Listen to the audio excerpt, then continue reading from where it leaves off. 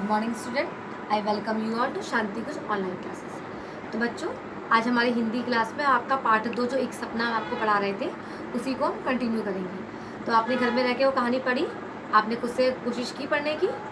तो ठीक है बच्चों, जितना हमारा लेसन जहाँ छोड़ा था उसी के आगे आज की कहानी हम कंटिन्यू करते हैं। तो चलिए, तो वही आपका देखिए पार्ट 2 एक सपना, पेज नंबर 11।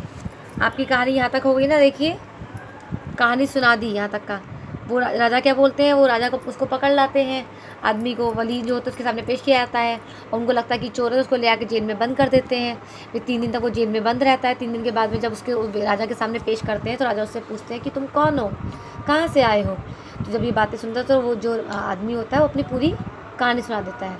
ठीक है, यहाँ तक तुम लोग पढ़ चुके हैं। अब आगे चलिए। जनाब, एक रात एक अजनबी ने सपने में आकर मुझसे कहा कि तुम कायरो जाओ। तो जब राजा उससे पूछने लगता है कि तुम यहाँ पे क्यों आए हो, कैसे आए हो, तो उनको बता रहा है कि जनाब रात को सपने में एक आदमी आया था मेरे और उसी ने कहा कि तुम कायरो चले जाओ, तुम्हारी किस्मत चमक उठेगी।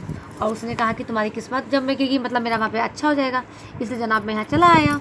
और जनाब यहाँ आकर मेरी किस्मत तो ना चमकी, हाँ मेरी अच्छी खासी मरम्मत ज़रूर हो गई। तो कहता है कि यहाँ पे आके कोई अच्छा तो मिला नहीं, उल्टा मेरी तो पिटाई हो गई, मुझे तो और मार पीट दिया गया। तो उसकी बात सुनकर वली हंस हंस कर लोटपोट हो गया। लोटपोट होना मतलब इतनी हंसी आई वली को, इतना हंसी आई जैसे लग रहा है जैसे उन्होंने जोक सुना दिया, कोई मजाक कर दिया। वली सुन के हंसने लगे। वली बोला, तुम सचमुच बड़े बेवकूफ़ हो। मुझे 3 बार एक आदमी ने सपने में इसी तरह के झांसे दिए थे। तो जब उसकी बात सुनी आदमी की तो वली भी अपनी कहानी सुना लगा कि अरे तुम भी कहाँ बेवकूफ़, कहाँ सपनों की बात में लगे।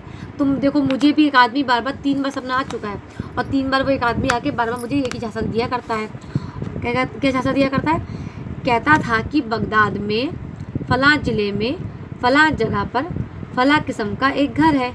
मतलब फ़लाँ का मतलब कि एक एग्जैक्टली एड्रेस बता रहा है कि वहाँ पर एक ऐसा ज़िला है, उसमें उस जगह पे कोई आपका एरिया उसका नाम लेके बोल रहा है कि वहाँ पे एक घर है, ऐसा घर है।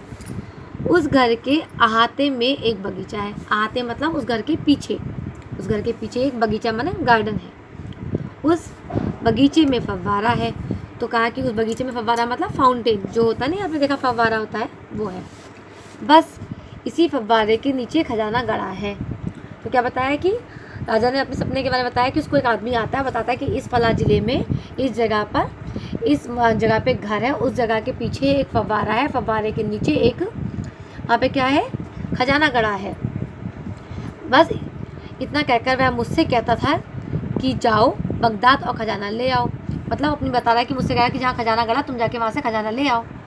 मैं अगर उसकी बात मान लेता तो अभी बगदाद की खाक छानता फिरता होता, तुम्हारी रहा होता। तो कह रहा है कि अगर मैं भी तुम्हारी तरह बेवकूफ़ होता, मैं भी अगर उस सपने वाले आदमी की बात मान लेता तो मैं भी कब तक बगदाद चला जाता और वहाँ जगह जगह जाके ढूंढ रहा होता कौन सा घर है, कहाँ फव्वारा है, कहाँ क्या है, ऐसे बेवकूफ़ों की तरह सबर में फिर रहा होता तुम्हारी तरह। कहता है देखो। यह सब सुनकर आदमी की आंखें चमक उठी।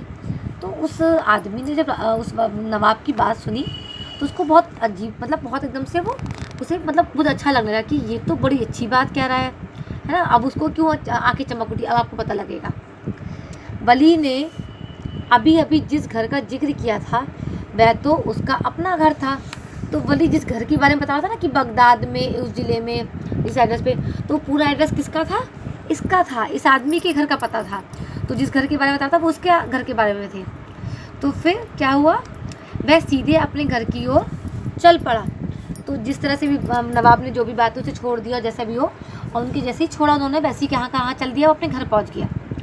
घर पहुंचते ही उसने फव्वारे के नीचे खुदाई करना शुरू कर दी और जैसे ही अपने घर पहुंचा वहाँ फव्वारा था और उसको उसने खोदना शुरू कर दिया। थोड़ी ही देर में उसे वहाँ अपार खजाना मिला। और क्या होगा उसके बाद, जैसे ही उसने फव्वारा वहाँ पे खोदा, जैसे ज़मीन खोदी वैसे उसको वहाँ क्या मिल गया, बहुत सारा खजाना, बहुत सारे पैसे, है ना, बहुत कुछ उसको मिल गया। वह आदमी बड़ी देर तक इस आश्चर्यजनक संयोग के बारे में सोचता रहा। और वो आदमी जब उसे खजाना मिल गया तो बहुत देर तक सही सोचता रहा। क्या सोचता रहा?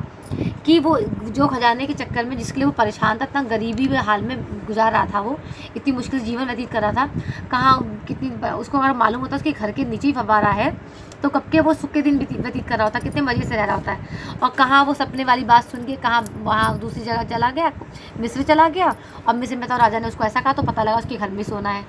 तो वही सब बातें सोच सोच के मुस्कुरा रहा था और आश्चर्यजनक भी हो रहा था। तो बच्चों, कैसी लगी कहानी आपको? अच्छी लगी ना? मज़ा आया ना? तो आप लोग घर में बैठ के ही रीडिंग करिएगा, और मैं आपको जो होमवर्क दूंगी वो होमवर्क भी आप लोग करिएगा, ठीक है? फिर नेक्स्ट क्लास में हम आपका नया लेसन शुरू करेंगे। तब तक के लिए आप लोग घर में रहिए और सुरक्षित रहिए।